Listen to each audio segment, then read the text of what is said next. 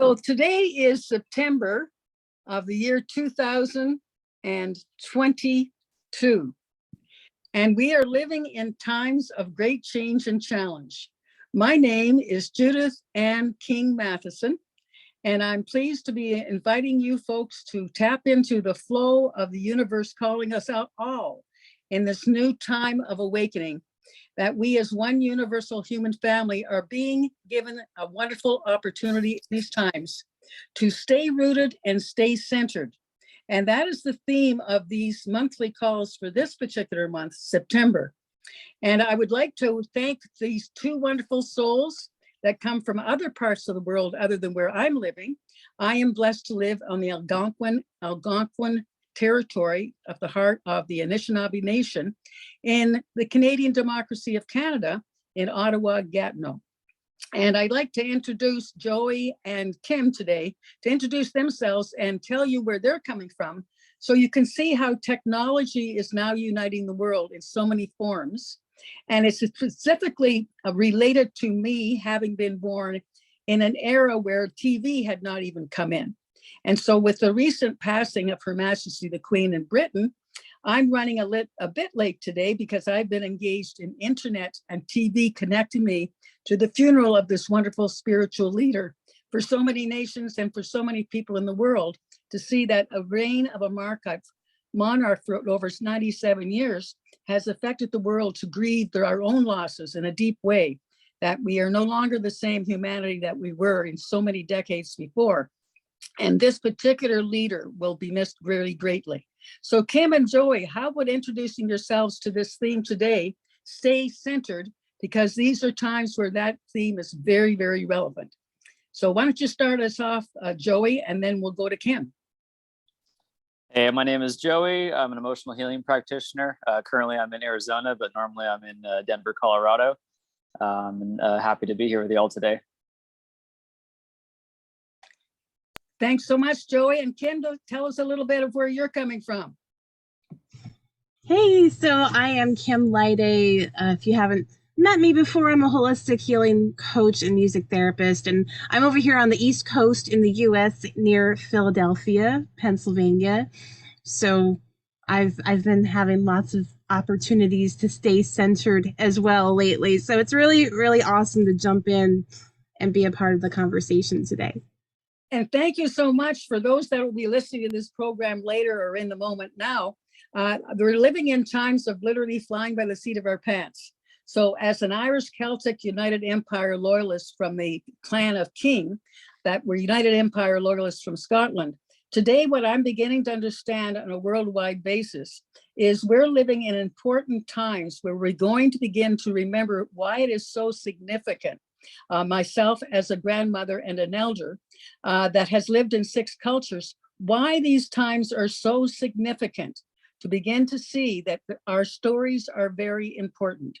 And when we can see the world gathering on one day, such as today, to mourn a great leader that will be sadly missed by so many of us that weren't even part of Britain or the Commonwealth, but actually felt the effect of this woman's story of selfless service to family and to country and to the world at large by uniting a commonwealth to believe in sacred values of service.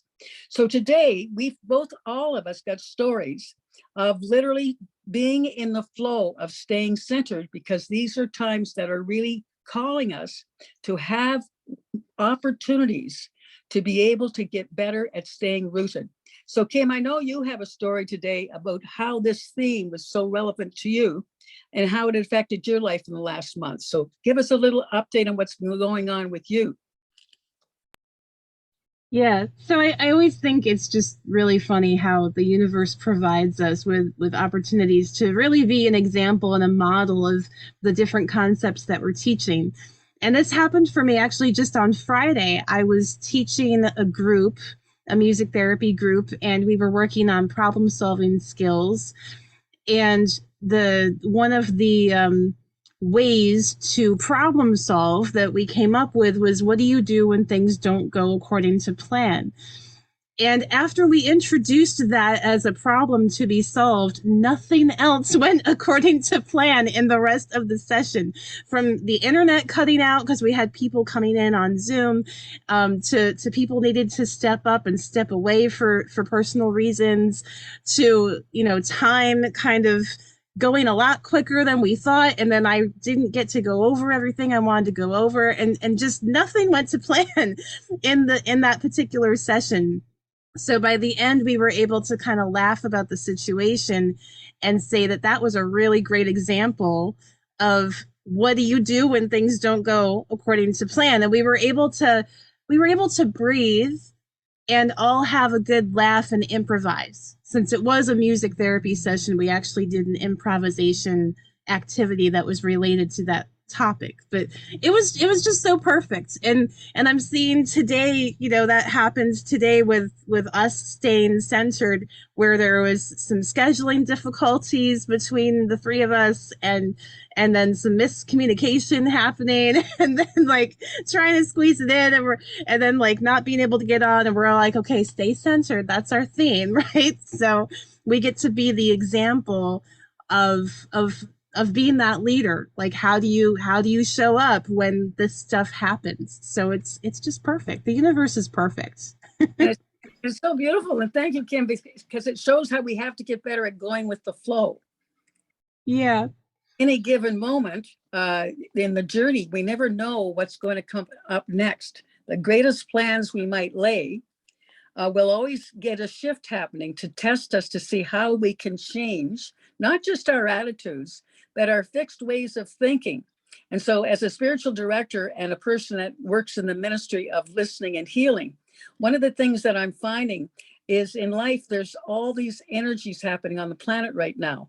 And so, in me telling the story of why I was listening to the significance of this world leader passing on September the 8th, less than a week after my husband's first year of passing, 1 year ago on September the 3rd, what I'm beginning to see is the universe always is working with us to do the grief work that we must do in order to rise up and get better at going with the flow and not being so attached that we have to have things going our way or it has to be done our way. So becoming more flexible in these times, but also learning to grieve, learning that we all have stories and we all have the ability to shift our gears and changed, as you were saying, Kim, to do something different that probably turned out a lot better for everyone anyway, because you again reclaimed the capacity to breathe. And in these challenging times, I know Joey, as a person that works a lot with people going through different kinds of stress, can attest to the fact that many times we're all running away and going so fast or being triggered into stress moments that we actually shut down and we're not even breathing half the time. So Joy, add to Kim's story and mine, what's been going with you as you journey throughout your beautiful country, of which Mr. Biden was at the funeral today, representing the United States of America. What's going on with your journey, Joy, as it relates to this topic today of staying rooted and centered? Yeah, I love this. When Kim was speaking, it reminded me of a saying that a natural practitioner that I used to work with would say often is, we plan and God laughs. Yeah. So often, like, we use our minds to go into the future and plan all these things. And then in the present moment, life provides us something differently. So how do you adapt to that? And so one of the sayings I like to say is, plan for the worst, but expect the best. So like, there's a way in which it's beneficial for us to be able to project ourselves into the future and to plan for worst case scenarios or plan for things that could go outside of what we hope for, but to also at the same time put more energy in towards that things are going to go well, and to be able to be in the present moment and adapt to it. So at least you can lower your fears and anxieties, and knowing that you've planned in certain ways around kind of quote unquote worst case scenarios, but also focusing more of wanting to manifest actually good things in your life, and have those together. And so for the ways that I've stayed centered over this last month, let alone the last 3 months or so, there's been quite a few people in my life that have had different relationship issues, whether it's gone to divorce or whether it's in the middle of a separation, and helping each of those people through it, as well as friends with other difficulties as well. So it's me, this last month has been a lot of like making sure I take care of myself while I'm helping others through their difficulties at the same time, and helping to, you know, counsel and console them. But also making sure that I, you know, stop and take care of myself in order to recharge my battery to be able to step in again and reconnect with those people and check in with where they're at, and help them when I can. So it's a fine balance for sure, but I think it's taught me a lot. 'Cause I know often, like, in our role as being a healer, sometimes we often forget about ourselves, and just say yes when people need stuff. And so that's definitely been a place for me of like, I feel like by doing this work for a while now, I feel like I've been able to kind of build a stronger foundation than I ever had before, to know that I feel pretty filled, having taken care of myself over this time. And then now that all these other people are kind of needing from me in a way, it felt like there was an abundance there that I didn't used to have. But then also kind of checking into myself multiple times to see like, okay, I might feel like I need to call this person to check in because I haven't talked to them today, and I haven't talked to them every day for the last week or two, and being like, where's this coming from? Like, am I reaching out because I know they might be uncomfortable and I want to make sure they know I'm there? And if I do that, am I negating time for myself to help myself to kind of rebuild myself in that? So I've had some moments where I've kind of saw that initial reach, like I want to reach, and then kind of check myself and like, oh, maybe I'll wait till tomorrow. Give them some space to do their thing. They haven't reached out to me, and now I can do something for myself instead. So it's been a fine balance of kind of doing this in a different way than I used to, which has helped me to stay centered more than I think I would have in the past, where I kind of would have reactively kind of just kept reaching out because I knew the person was uncomfortable by the situation. So yeah. Beautiful, because that's exactly what we're talking about in staying centered. Space is more important than time. And having the space as an elder who is still grieving the loss of my husband after 1 year, but is now on the side of gratitude, caring for myself and creating that sacred space to be still with oneself, particularly when you're listening to other people going through the journey of transition, takes a lot of energy. And everything is about energy. The universe is about energy. And so this energy of love, care, and compassion and forgiveness, if we can be more gentle with ourselves, we can be with others in a way by which they can feel the presence of that healing energy that helps them to feel that within their own core, they're connecting to something beautiful as well. Beyond the pain and trauma of the outside world, that deep inner space within our core is similar to what the ancient psalmist talked about around physician, listen to thyself, be still, and physician, heal thyself.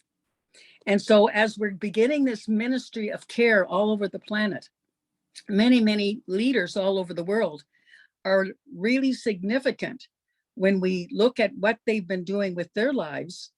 The first thing they learned in the journey of being a great leader is having that capacity to live their lives in balance and be centered to their roles and responsibilities without burning out. And that's the journey of all of us, is learning to find what is our center, what is our balance. And each of us are so unique. The journey of learning will be unique to all of us. So Kim, you're doing a lot of work with people to help find that balance. And I think as an Irish Celtic grandmother, I see that medicine for me, one of the greatest medicines, is when you can learn to laugh at something that was deeply painful. Then you know you're on the path forward to bring forth that balance to the polarity of deep trauma and pain every time we've had change. So Kim, tell us a little bit more about your ministry of other people to help them lighten up and begin to experience some joy in their lives. That's such a beautiful question. For me, most of my clients, and this is whether they're music therapy clients or like my coaching clients that I see, coaching clients in particular, most of them really benefit from the meditations that I do. So I do like these deep breathing, relaxation, progression things on my guitar, and I'll lead them through a guided meditation. I'll do some energy work from the heart space, and like just forcing them to, I mean, I don't want to say forcing, but allowing them that time and space, right, like right there in the session, in the moment, to say, no, we get to stop, and you're not going to, rant anymore about your issue, and I'm not going to try to teach anymore about what you should or could or would have done. We're going to stop. We're going to go through this process. I'm going to hold space for you, and you get to just receive. You just get to breathe and have that experience. And afterwards, it, like, I've never had anyone ever say to me, oh, we shouldn't have done that. All of them, every single person, they've always been like, oh, I feel so much better. Like they're always so grateful for having the experience. Even though sometimes beforehand I'll be like, hey, I'm really feeling like we should do a meditation right now. How do you feel about that? Sometimes they'll be like, well, I don't know if I have time. Or like they'll get all antsy, like they don't want to like stop and just have the space. But once they do, it's like they can move again. They can breathe again. They can think again. They have ideas flowing, and all it, like, it doesn't have to take long. Sometimes we go for 5 to 10 minutes. Sometimes I've done longer ones, like 20, 25, because it depends on what they're doing, where they're at, what they need. But just taking that time, that's the most powerful thing that I've seen, in my work. And I do it, for myself too. So yeah, that's what I do. Yeah, and I think exactly what this theme about staying centered is really all about.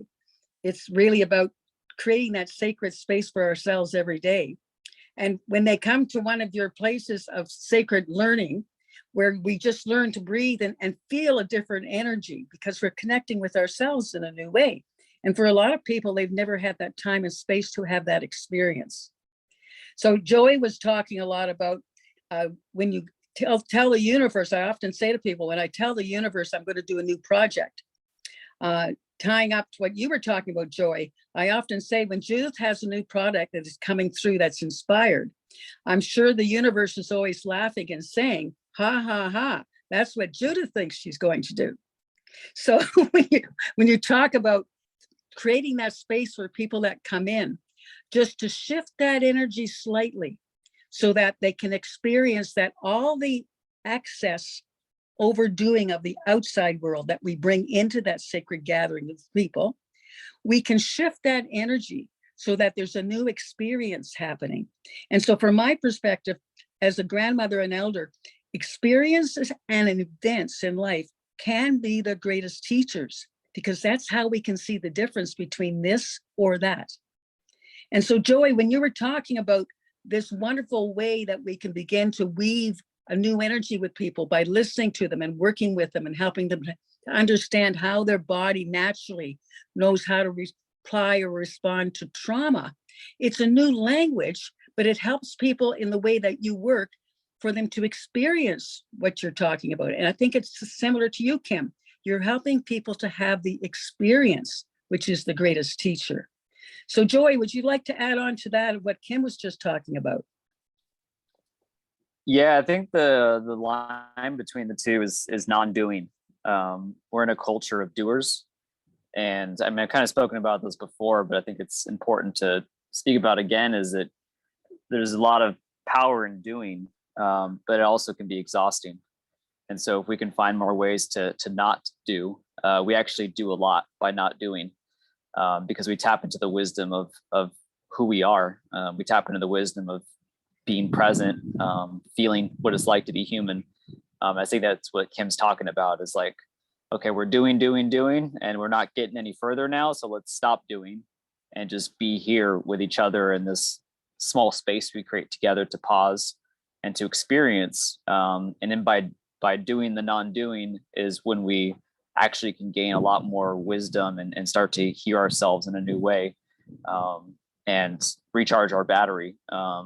And I had this experience. I was in Sequoia National Forest with my family just over the last few days, and at a beautiful cabin up there in the mountains, just far enough from the water where you can kind of hear the river below.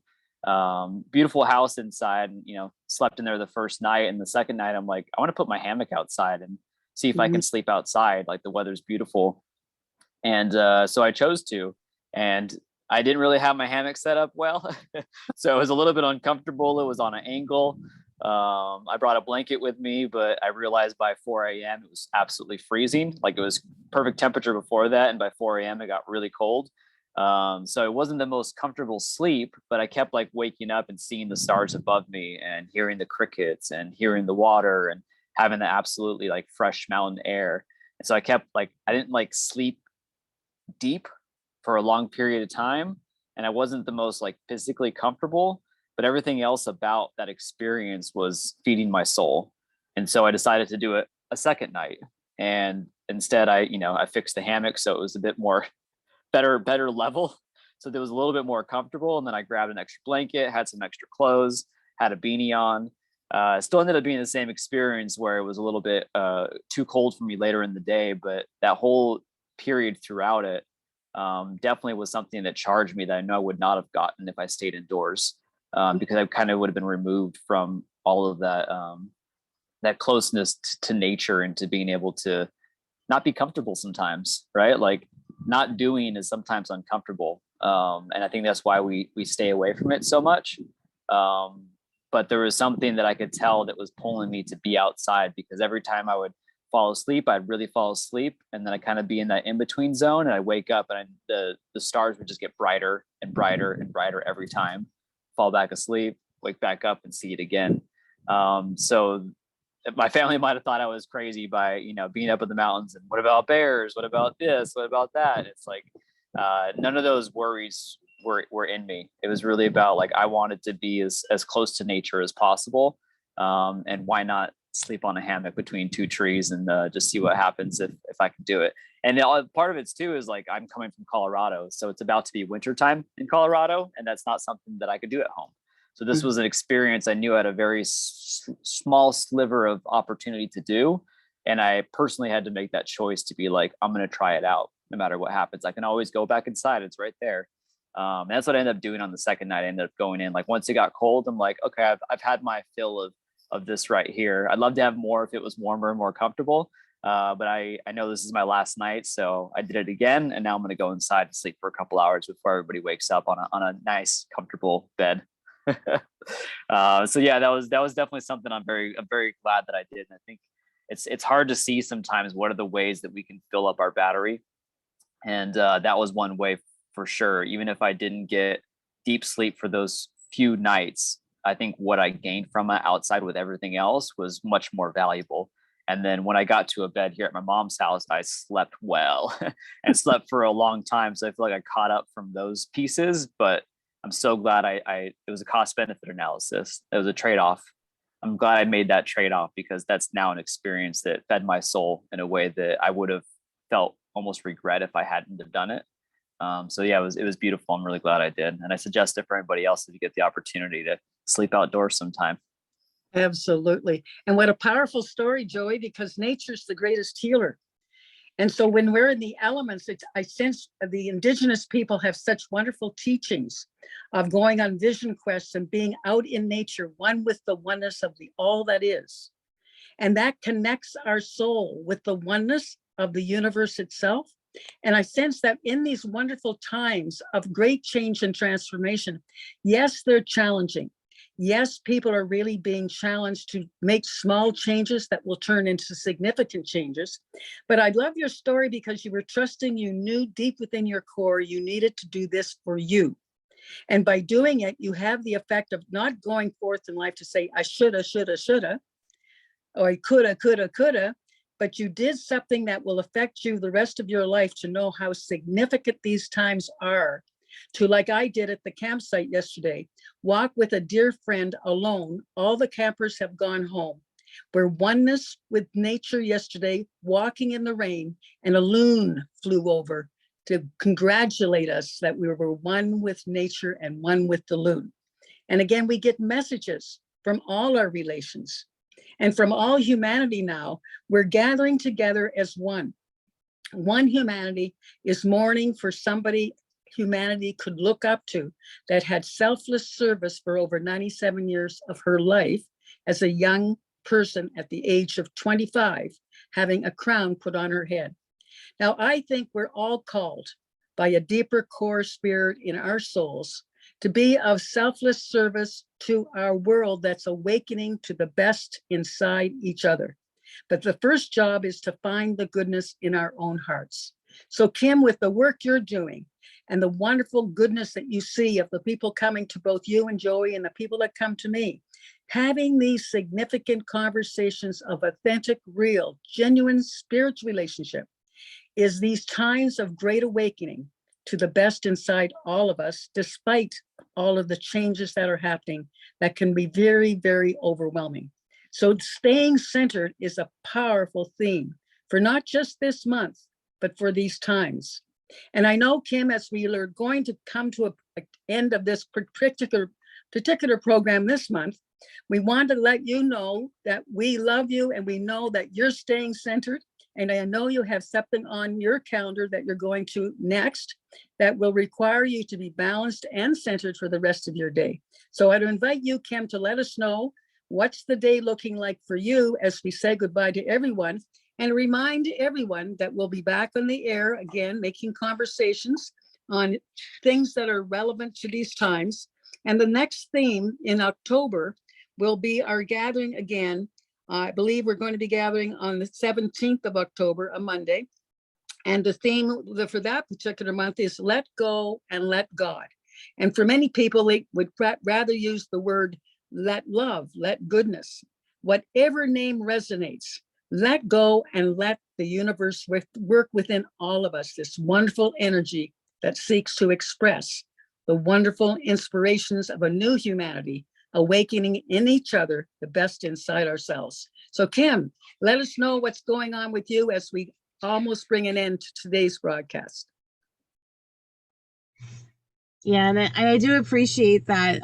Today, just in case anyone's wondering, I do have to jump off a little sooner than usual because things have changed in my life. My daughter's now going to school. It's so exciting.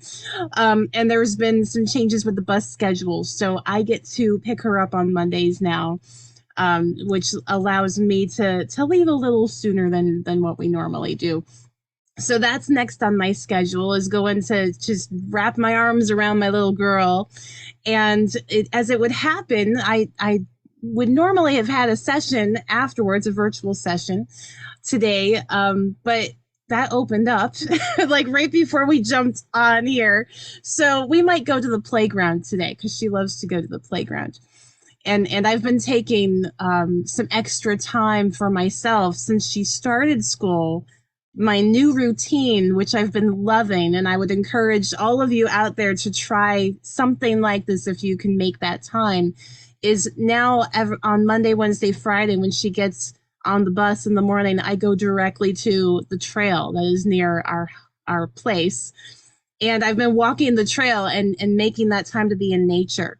And it is so centering and so grounding.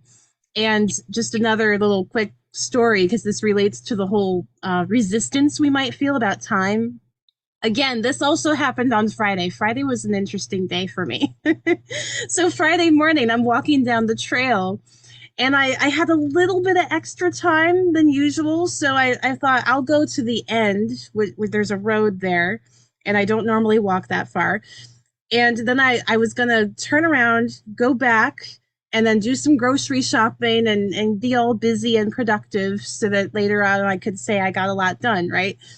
Well, once I got to the road, I was looking around at how beautiful everything was. And I just had this curiosity in me. And I was like, I want to just keep going.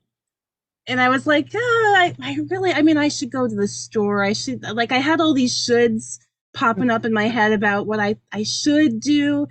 And I was like, well, I could go to the store later. I don't have to go right now. So I ended up walking like 5 miles. I only walked usually 2, but I walked like double what I normally walk because I was curious and I had that space. And I ended up going to a place in the trail that I've never seen before, ever. And the whole time I've lived here, I've never walked in that spot on the trail before. And I found a little path that went down to like there's a creek nearby, and I was walking down by the creek and splashing my hands in the water, and there was just a different energy there than I've ever felt before. And when I left, I was so in the flow. I had all these ideas. I came home, I sat down, I wrote down like a thing that I plan to offer to my people a little later on. And I did a little recording. Like it all just came. None of that was planned, but all of that flew out of me because I took that time and space to be centered, even though I was like, I don't know if I have time. Right.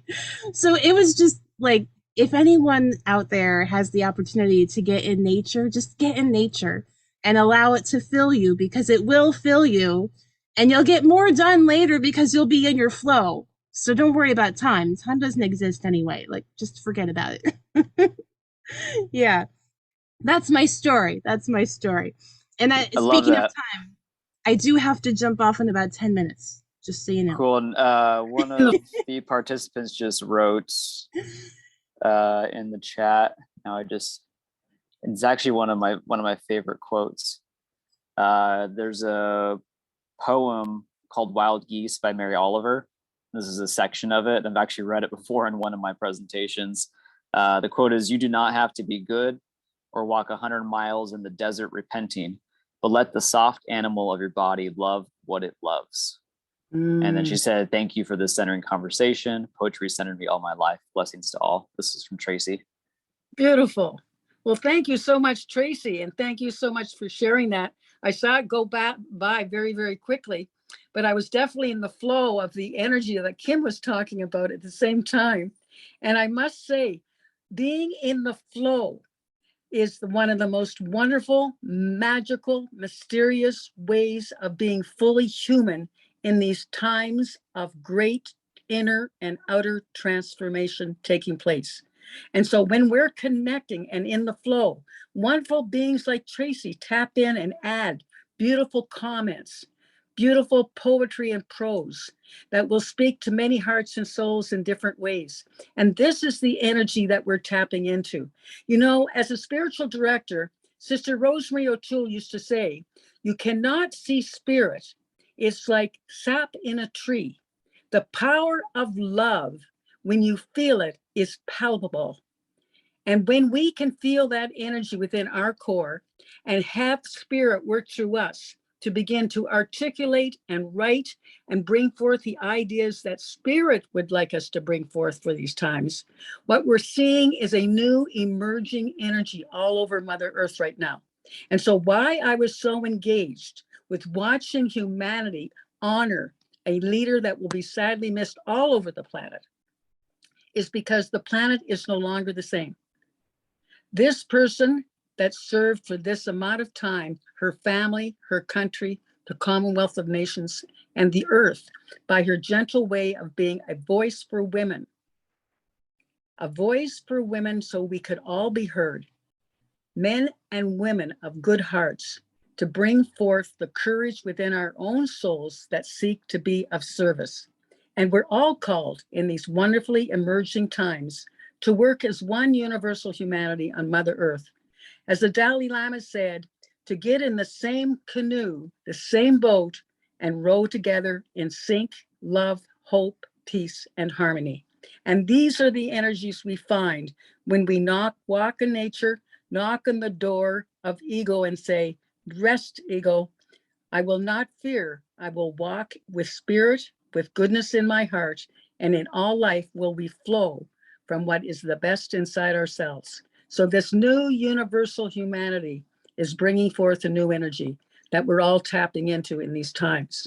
So Kim and Joey, thank you so much for engaging in this conversation again today. And any final words from you folks as we go? Joey, would you like to end it? And we'll pass it to Kim.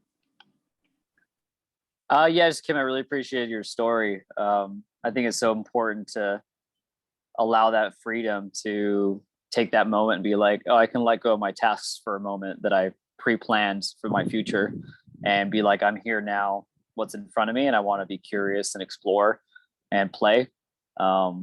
And I think that kind of happened for me too. Some moments in Sequoia, it's like, oh, you can't go off the trail because, you know, trying to keep the ground safe for the trees around.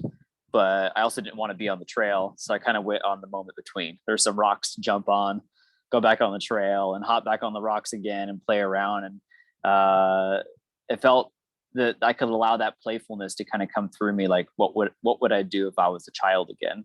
And it felt like I was getting closer to my nature simply by kind of releasing all these things about who I should be and what age I'm supposed to be and how I'm supposed to act because of that.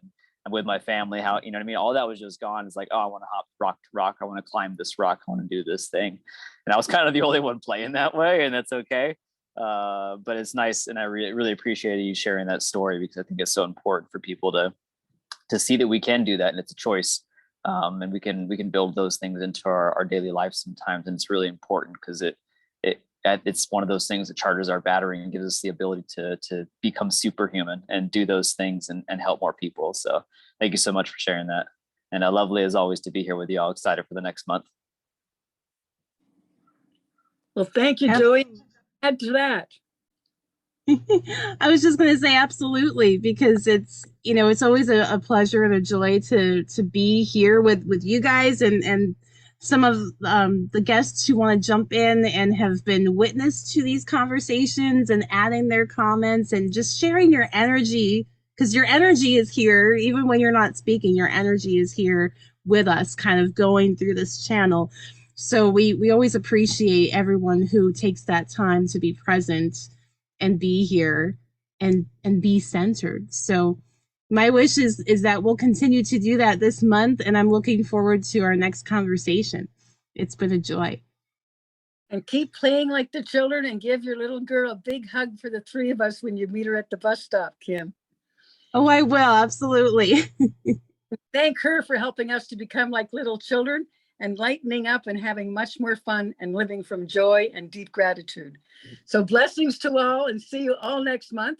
And Joey, would you please let people know how they can tap into some of these conversations that we've taped? Perhaps you could give them the website, or should I do that? Yeah, go ahead and spell the website out, udawaywellnesscenter.com. So it's www.outawayouais, Wootaway, and then capital WELLNESS, wellness, learning, capital LEARNING.com. So it's kind of a hard name because it's French. And for a lot of us Anglophones all over the world, myself including, I may not even be saying it properly half the time. So I must apologize for that. But as people know me well, I'm going to write the book of Judith sometime soon. And I'm noted for having Judaisms. So I don't entirely say the name properly sometimes, but it's close enough that people get it. So if you could type it up for people, then people would have a better idea of getting it perhaps next month. Yeah, I can put it in the chat. So udawaywellnesslearning.com, and then the links to the YouTube will be on there too for previous recordings. Exactly. And future. And thank you so much, Joey, because you remind me today just to tell people, today there's also a funeral to commemorate our Queen at Christ Church Cathedral today in Ottawa. And when that's happening at the same time that we're doing this call, and the poet laureate, a friend of mine, Elder Algonquin leader Albert Dumas, will be opening that service and inviting people to be welcome to this sacred land of Algonquin and Anishinaabe territory in Canada. And so we, like many nations in the world, are beginning to understand the significance of all nations coming together as one, and the roles that all our ancestors have played to unite us all as one human family. Through adversity and challenges, we are a growing humanity beginning to understand that the past can be never changed, but in each present moment, we're all working together to create a wonderful present future for children like your child and many, many others. And what we're going to begin to see is a new humanity is emerging, because all children matter. And so in caring for our own little inner child of timeouts, singing and dancing and playing games through the forest and sleeping in canoes and walking all over on beautiful walks. I think that the humanity of today will see a whole different world emerging for the next 70 years of the lifetime ahead for all of us. So on that, ahoy, chigmigwich, merci, and thank you all for listening, and see you all next month on Oneness Conversations to Inspire Our Hearts. Take care, everyone. Bye for now.